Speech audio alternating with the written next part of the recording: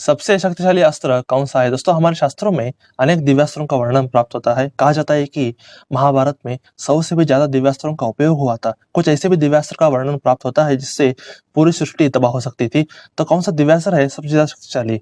आज इसी के बारे में बात करने वाले हैं, तो चलिए शुरू करते हैं।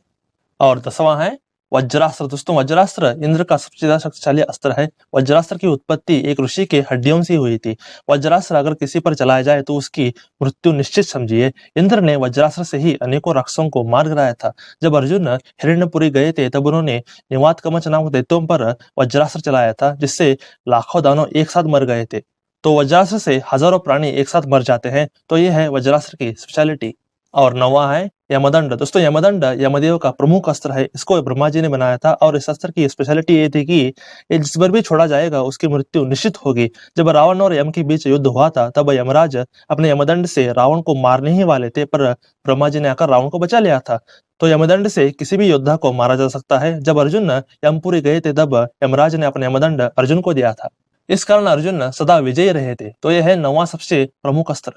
और 8वां है वैष्णवास्त्र। दोस्तों वैष्णवास्त्र भगवान विष्णु जी का प्रमुख अस्त्रों में से एक है। महाभारत में इसका ज्ञान अर्जुन को, द्रोण को और भगदत्त को था। जब अर्जुन और भगदत्त के बीच युद्ध हुआ था तब भगदत्त ने अर्जुन पर वैष्णवास्त्र चलाया था, पर श्री कृष्ण जी ने उसको अपने ऊपर ले लिया था। तब वो एक माला में बदल गया था। कहा जाता है कि वैष्णवास्त्र अकाट्य है, इसको कोई भी नहीं काट सकता। तो यही स्पेशलिटी है वैष्णवास्त्र की।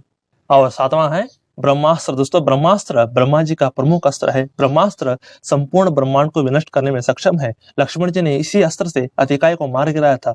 इंद्रजीत ने इसी अस्त्र से लक्ष्मण जी को मूर्छित कर दिया था।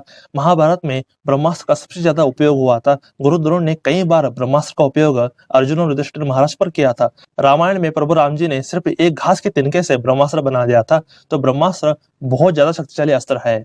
और छठा है ब्रह्मशिरास्त्र। दोस्तों ब्रह्मशिरास्त्र ब्रह्मा जी का सबसे ज्यादा शक्तिशाली अस्त्र है। कहा जाता है कि यह अस्त्र ब्रह्मास्त्र से 4 गुना ज्यादा शक्तिशाली है। रामायण में इसका ज्ञान केवल भगवान राम जी को और विश्वामित्र जी को था, और महाभारत में इसका ज्ञान अर्जुन, गुरुद्रोण और अश्वत्थामा को ही था। जब अश्वत्थामा ने अर्जुन पर ब्रह्मशिरास्त्र चलाया था तब जवाब में अर्जुन ने भी ब्रह्मशिरास्त्र चलाया था। अगर वो दोनों अस्त्र टकरा जाते तो आज आप और मैं यहाँ पे नहीं होते। तो यह है छठा शक्तिशाली दिव्यास्त्र।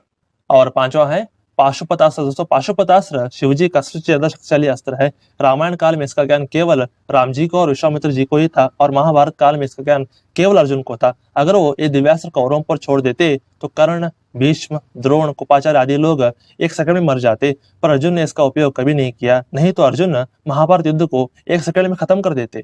तो इतना ज्यादा शक्तिशाली है पाशुपतास्त्र। और चौथा है नारायणास्त्र। दोस्तों नारायणास्त्र विष्णु जी का प्रमुख अस्त्र है। इस अस्त्र की महिमा ये है कि अगर आप इस अस्त्र से लड़ेंगे तो इसकी शक्ति बढ़ती जाती है। महाभारत में इसका ज्ञान केवल अर्जुन, द्रोण और अश्वत्थामा को ही था। जब अश्वत्थामा ने इस अस्त्र का उपयोग किया था तब पलक झपकते ही पांडवों की एक अक्षौणी सेना नष्ट हो चुकी थी। तो नारायणास्त्र बहुत ज्यादा तबाही मचाता है। रामायण में इस अस्त्र का उपयोग विष्णु जी ने शिवजी पर किया था। तब शिवजी ने नारायणास्त्र को प्रणाम किया, तब यह अस्त्र शांत हो गया था। तो यह है चौथा बड़ा दिव्यास्त्र। और तीसरा है रामबाण। दोस्तों रामबाण भगवान श्री राम जी का विशेष बाण है। यह अस्त्र इतना शक्तिशाली है कि यह नारायणास्त्र और पाशुपतास्त्र को भी काट सकता है। रामबाण केवल भगवान श्री राम ही छोड़ सकते हैं। इसको प्राप्त करने का कोई तरीका नहीं है। रामबाण से श्रेष्ठ अस्त्र ना कभी हुआ है ना होगा। अगर आप रामबाण को किसी का नाम लेकर छोड़ देते हैं तो ये अपने टारगेट को ढूंढ निकालेगा और उससे वही तबाह कर देगा। तो ऐसे काम करता है रामबाण। तो यह है तीसरा शक्तिशाली दिव्यास्त्र। और दूसरा है त्रिशूल। दोस्तों त्रिशूल भगवान शिवजी का प्रमुख वेपन है। एक बार भगवान शिवजी राक्षस से अपने आप को बचाने के लिए भगवान श्री कृष्ण से प्रार्थना किए, तब भगवान श्री कृष्ण शिवजी के सामने प्रकट हुए और अपने सुदर्शन चक्र से त्रिशूल प्रकट किया और शिवजी को दिया।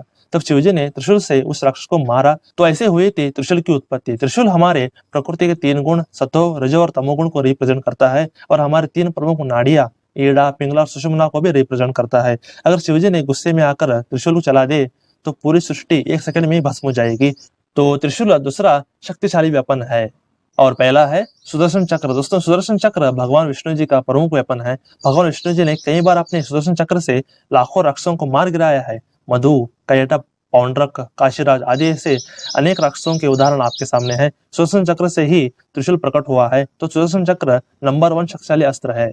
दोस्तों ऐसे 10 सबसे ज्यादा शक्तिशाली अस्त्र है। हमने बहुत रिसर्च करके इन अस्त्रों के बारे में बताया है। इनके अलावा और कई दिव्यास्त्रों का वर्णन महाभारत और रामायण में हमें प्राप्त होता है।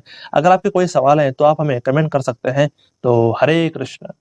दोस्तों, हम हमेशा सनातन धर्म के बारे में ऐसे ही गुप्त ज्ञान हमेशा लाते रहते हैं। अगर आपको ये वीडियो अच्छा लगा हो तो आप क्या कर सकते हैं, आप इसे लाइक कीजिए, आप इसे शेयर कीजिए अपने दोस्तों के साथ, अपने परिवार वालों के साथ, अपने रिश्तेदारों के साथ जरूर शेयर कीजिए। और थर्ड बात क्या है कि आप सब्सक्राइब जरूर कीजिए, क्योंकि आपको ऐसे ही बेहतरीन कंटेंट हमेशा इस चैनल से हमेशा मिलती रहेंगी।